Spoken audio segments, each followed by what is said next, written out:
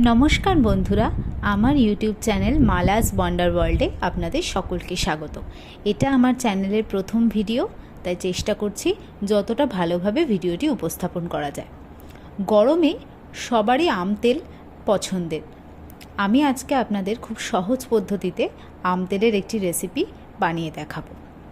প্রথমেই বাজার থেকে কাঁচা আম নিয়ে এসে সেগুলোকে ভালো করে ধুয়ে একটু বড় সাইজ করে কেটে নিয়ে নুন এবং হলুদ মাখিয়ে আমি ছাদে শুকোতে দিয়েছিলাম।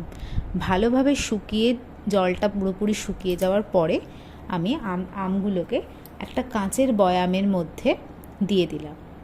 তারপর তাতে 5 ফোড়ন এবং সর্ষের তেল দিয়ে আমগুলোকে ভালো করে মিক্স করে নিলাম। তারপর একটি সুতির কাপড় বোতলের মুখটিতে বেঁধে দিয়ে আমি বোতলের ঢাকনাটা বন্ধ করে দিলাম। এই জিনিসটাকে আপনারা রোদে বেশ কয়েকদিন রেখে দেবেন। রেখে দিলে আম তেল একদম তৈরি হয়ে যাবে। আশা করছি ভিডিওটি আপনাদের ভালো লাগবে। ভালো লাগলে অবশ্যই লাইক, শেয়ার এবং সাবস্ক্রাইব করে দেবেন, যাতে আমি পরবর্তীকালে আরও অনেক ভিডিও আপনাদের সামনে নিয়ে আসতে পারি। অসংখ্য ধন্যবাদ।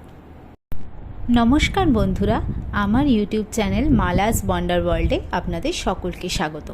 এটা আমার চ্যানেলের প্রথম ভিডিও, তাই চেষ্টা করছি যতটা ভালোভাবে ভিডিওটি উপস্থাপন করা যায়।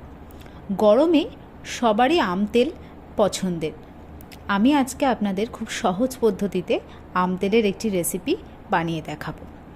প্রথমেই বাজার থেকে কাঁচা আম নিয়ে এসে সেগুলোকে ভালো করে ধুয়ে একটু বড় সাইজ করে কেটে নিয়ে নুন এবং হলুদ মাখিয়ে আমি ছাদে শুকোতে দিয়েছিলাম।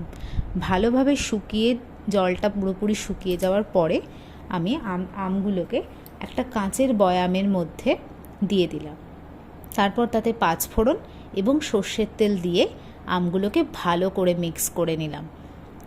তারপর একটি সুতির কাপড় বোতলের মুখটিতে বেঁধে দিয়ে আমি বোতলের ঢাকনাটা বন্ধ করে দিলাম। এই জিনিসটাকে আপনারা রোদে বেশ কয়েকদিন রেখে দেবেন। রেখে দিলে আম তেল একদম তৈরি হয়ে যাবে। আশা করছি ভিডিওটি আপনাদের ভালো লাগবে। ভালো লাগলে অবশ্যই লাইক, শেয়ার এবং সাবস্ক্রাইব